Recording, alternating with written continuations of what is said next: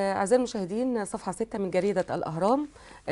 عنوان يقول: البرلمان يواصل مناقشة مواد اللائحة الداخلية، الموافقة على مواد الأجهزة المستقلة والمركزي للمحاسبات.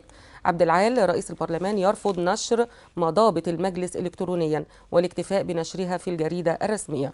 وصل مجلس النواب برئاسة الدكتور علي عبد العال مناقشة مواد اللائحة الداخلية للمجلس تمهيدا لعرضها على مجلس الدولة ورفعها للرئيس عبد الفتاح السيسي لإقرارها بقانون طبقا للدستور، حيث تمت الموافقة على مواد الهيئات المستقلة والأجهزة الرقابية والتي تبدأ بالمادة 344 بأن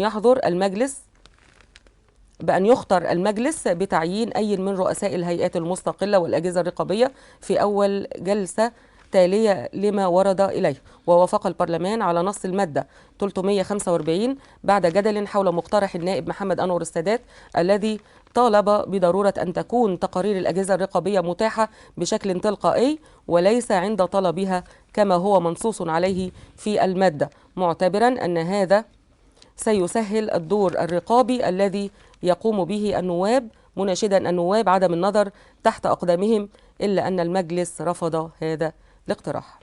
تعقيب حضرتك فضل. والله انا عايز اقول انه لازم الاجهزه القياديه اللي بتتم تعيينها، وزي ما طالب مجلس النواب ان توصل يناقشوا الاسماء اللي تمت دي في الجلسه الثانيه ليها. وانا شايف انه النهارده محمد انور سادات انسان متحرك وانسان بيتكلم في موضوعات كويسه وكثيره، وان هو يمكن عضو من اعضاء الناس القدام.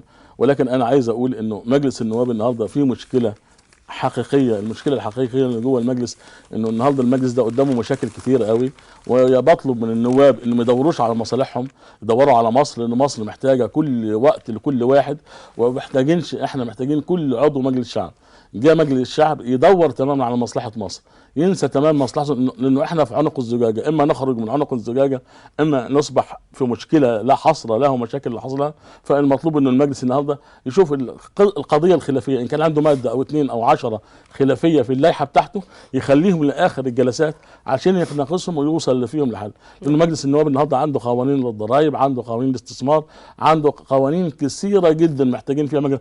عنده المجلس الاعلى للاعلام وتشكيل المجلس الاعلى للاعلام عشان يلم كل القضايا دي. النهارده كل ده النهارده في مجالس مؤسسات صحفيه ورؤساء تحرير الصحف خلصت مدتهم، كل ده منتظر قوانين تتم من خلال مجلس النواب. فعايزين نقول لهم شدوا حيلكم شويه، خلونا في مصر وبدوروا على اللي بينفع مصر، ده المهم وده اللي باقي، عشان بكره وبعده الناس هتحاسبكم انتوا اديتوا ايه لمصر. مرحله صعبه، انتوا تحملتوا المسؤوليه، تمام، قوموا بالمسؤوليه دي، خلصوا القوانين دي علشان تبقوا ذراع تاني للدوله تقدروا تساعدوا في تنميه مصر.